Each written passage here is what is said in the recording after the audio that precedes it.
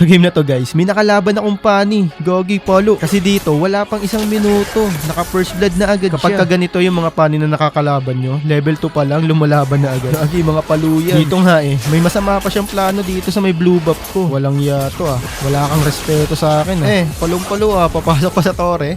Tapos dito, turtle fight na, pero ang lalayo pa ng mga kasama ko. Tapos ang malala pa dito, hindi ko na-retry yung turtle kasi inistan ako ng Carmilla.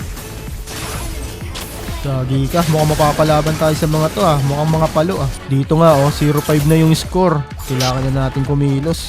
Mahirapan tayo dito pag na-earlyhan tayo masyado. Kaya dito, binigyan na namin yung Bruno. Katrio ko nga pala dito, itong Brody, tsaka yung mage namin. Meron ata ditong pani sa baba. Tignan nyo naman yung ginawa ng pani sa mage namin Grabe ka naman boss, patay ka na boy. Ay putik, di ko tinamaan. At pala ni-retry ko na. Itong Nobaria na to, abangan natin. Putik na to kanina pa to Kahit walang ulti, kayang bigyan to Ikaw, makulit ka. Tignan nyo tong Rafael. Imbis mag-check bush, nakikihit dito sa turtle Check mo yung bush, boy. Matik, nandyan yung pani. Sabi ko na Grabe tong pani palong-palo Gigil ka sa akin boy Gogi ka. Uy. Putik na yan piso Dito nakabawi kami kasi mabibigyan namin dito yung Bruno. Ito lang naman yung threat dyan tsaka yung pani. Yung Balmond, wala namang arit yan. Dito gigil na gigil yung Bruno Pindot na pindot yarn. Kala niya wala kaming kasama Patay tuloy siya. Dito sumisegue ako sa top. Tapos yung mga kakampi ko sa bot. Kasi yung lord namin dadaan sa mid.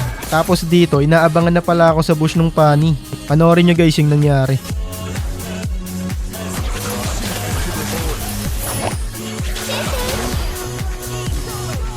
Nabura yung loko Pinagawa mo pa ako ng hero Huli.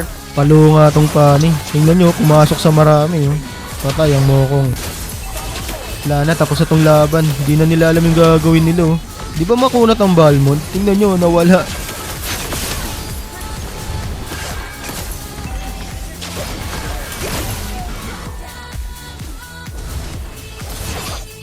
Okay.